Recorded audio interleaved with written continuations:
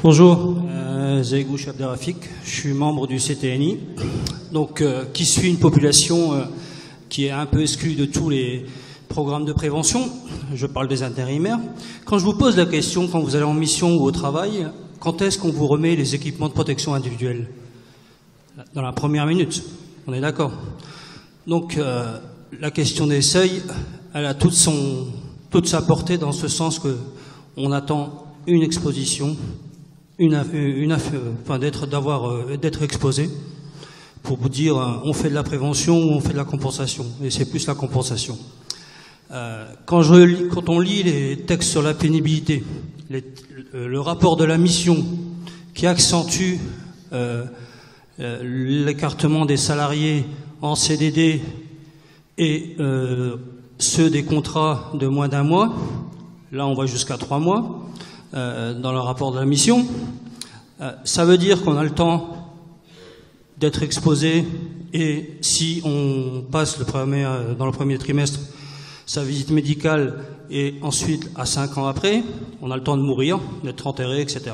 Donc le rapport de la mission, il met à nouveau le point sur je ne sais même pas si on peut parler de discrimination ou quoi que ce soit, parce que ça concerne à peu près 7 millions de salariés. On avait fait le calcul, entre CDD, intérimaires, contrats précaires, contrats à mi-temps, contrats partiels, etc., c'est de l'ordre de 7 millions. Donc le rapport pénibilité, départ anticipé en retraite et l'accès à la formation, comme l'a été l'accord de 2010, dont la pénibilité est un des avatars, c'est une contrepartie, faut bien le rappeler, contre les signatures. Donc actuellement, on est en train de mettre en danger et en péril des millions de salariés qui ne pourront pas se prévaloir de leurs droits. Donc, et quand je dis ça, c'est aussi par rapport aux services de santé proprement du BTP. Parce que moi, la question aussi que j'aimerais bien avoir par rapport à toute cette question de traçabilité, c'est comment on l'applique, comment on fait pour être sûr que le dossier médical de santé au travail soit transmis aux salariés, parce que très peu le savent, à moins qu'ils soient en contact de salariés qui ont la connaissance. Il y a toute cette sphère, et c'est dommage que Fantoni, on a eu l'occasion d'échanger avec elle sur cette question des salariés intérimaires et précaires. C'est toute cette population qui est mise au banc de la société. Alors, je ne vais pas chercher à la défendre, elle sait se défendre toute seule. Je ne suis pas capable de te répondre à tout, parce que je connais le rapport forcément, mais je ne connais pas toutes les finesses. Ce que j'ai bien compris quand même, si vous voulez, d'abord, qu'on soit en CDD, qu'on soit en intérim, il y a toujours l'obligation pour l'employeur, quand il accueille quelqu'un, de lui faire sa formation à la sécurité, de lui mettre en place l'ensemble des dispositifs, et blablabli et blablabla. Ce n'est pas le service de santé qui va, j'allais dire, répondre à cette obligation-là. Donc, il y a bien une obligation de l'entreprise vis-à-vis de l'accueil de ce CDD. Ce que vous touchez du doigt, et je l'entends, d'ailleurs c'est pour ça que la mission essaye de modifier cette fameuse obligation de visite d'embauche, qu'on n'est pas capable d'assumer en termes de mathématiques.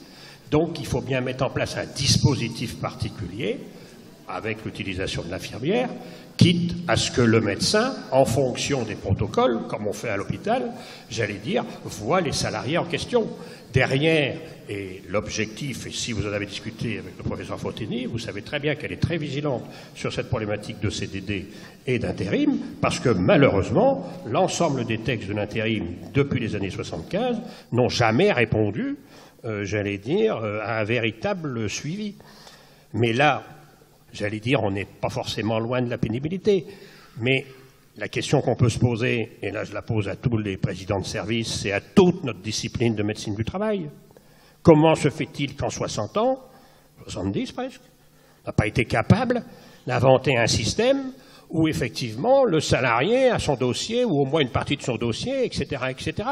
Alors il y a eu des velléités, il y a eu des crises, il y a eu des syndicats qui étaient pour, puis qui étaient contre, et puis ceci, et puis cela. Bon, mais il va bien falloir trancher tout ça, parce que sinon on est toujours à être sur des positionnements qui, 25 ans après, là je serais parti, sont toujours les mêmes. Donc j'entends tout à fait votre message, je suis d'accord qu'il y a des choses qui vont être vigilants, en particulier sur ces populations précaires, mais là encore, c'est à la fois à l'entreprise d'évoluer dans sa responsabilité d'évaluation du risque et de prise, effectivement, d'infos, et puis c'est aussi à nous, services de santé, à se donner les moyens pour avancer. On n'est pas là pour vendre de la visite médicale, je l'ai déjà dit 500 fois depuis 10 ans. Là, les évolutions font qu'on est là pour faire de la prestation santé-travail dans les entreprises avec la problématique de l'équipe pluri. Facile à dire, oui. Facile à faire, non. Pourquoi? Parce qu'on n'arrive pas à convaincre nos employeurs, qui sont toujours dans la schizophrénie, visite médicale. Donc derrière, il y a effectivement toute cette avancée qui sera longue. J'en suis persuadé.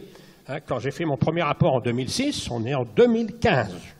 9 ans. Eh bien, il faudra encore 9 ans pour arriver, je pense. Sinon, je vais être clair, je rejoins ce qu'a dit Struyot hier soir. Si on n'y arrive pas, de toute façon, il y aura un autre dispositif qui sera mis en place. Et qui sera sans doute plus du tout notre système actuel.